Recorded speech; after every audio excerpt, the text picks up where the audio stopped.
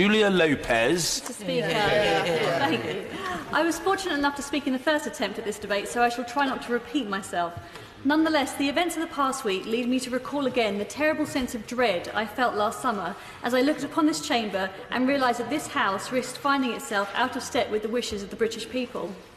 In hindsight, that instinct was simply the extension of the worry that sat deep in my stomach on election night in 2017, when it became clear that Brexit would have to be delivered by a minority government in a parliament that has never fully reconciled itself to leaving the EU, in spite of manifesto promises by both main parties.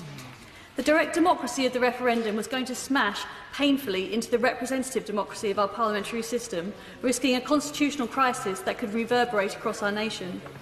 The votes of the past week may lead some honourable and right honourable members to suggest that Parliament is simply taking back control of the Brexit process in the face of overweening government. A noble mission, perhaps, if it wasn't for the fact that this House appeared not to be cleaved along pro-government or pro-parliament lines, but divided by those who wish to deliver on the referendum and those who do not. I have every respect for the passion with which parliamentarians hold their personal views. We come to this place to fight for what we believe to be the right path for this precious nation. But I say to those who see Brexit as a mistake to be mitigated or a problem that must be stopped altogether, you must surely now fear that the public will see not the principled flexing of parliamentary muscle, but the conceit of a political class that was already held in contempt and could soon find itself despised.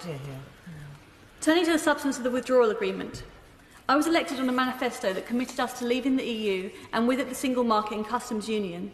To this end, nearly 3 years on from the referendum, I sorely wish I could vote for this withdrawal agreement and its many sensible provisions. But as hard as I have tried, I cannot ultimately see it as the product of a mature compromise which delivers Brexit, or a sensible start to what was always going to be a long and difficult process. I am not seeking to defeat the good in some naive quest for the perfect. But I say without careless dismissal or ideological rancour, this withdrawal agreement is not the good. Far from providing closure, this agreement merely heralds another 2 years of political discord and economic indecision as we thrash out our future relationship, in the meantime causing immense damage to faith in our democracy and extending the corrosive limbo into which our businesses have been thrust. As we open up this next chapter, arguments will begin on what kind of future relationship we want, at which point it will very quickly dawn on us that we have given up all our negotiating leverage. Committed by treaty to the handover of £39 billion, we will be tethered to a default position of a de facto customs union from which we have no unilateral means of exit and from which I can see precious little incentive for the EU to move us. The benefits of Brexit, such as the possibility of an independent global trading strategy, will not be deliverable, while the security cooperation offered in good faith by the Prime Minister could instead see us linked into emerging EU defence frameworks. Before Christmas, honourable members will each have received the warnings of former MI6 Chief Sir Richard Dearlove, who could not have been more explicit about the threat posed by the superficially benign security commitments in this deal.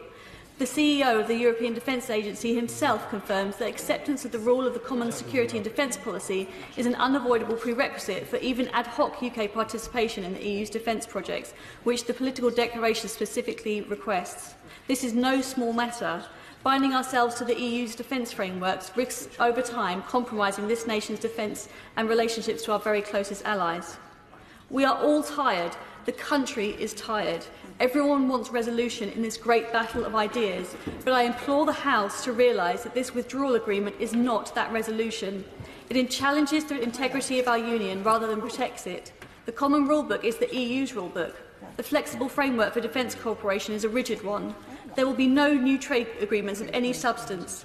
This agreement is a Brexit mirage beyond which lies no oasis but more division and decidedly less sovereign power to resolve it. Should this vote be lost, I would ask the Prime Minister to make clear that the withdrawal agreement cannot get through this House, request the removal of the backstop, move on from the de facto customs territory and present a framework for a future trade agreement with money staggered according to progress made, and in the meantime step up every necessary preparation to leave on the 29th of March, which remains the legislative default unless government reneges on its desire to deliver Brexit. Parliamentarians have spent the past 2 years trying to wish away the political meteor that hit the UK in June 2016. There is no land of milk and honey awaiting us after Brexit, only the opportunities that we make for ourselves as a people from our own talents, efforts and energy. Whether we fail or succeed is up to us, and that is surely the point. If we vote through this withdrawal agreement, however, it will be the EU that holds the key to our own destiny. Yeah.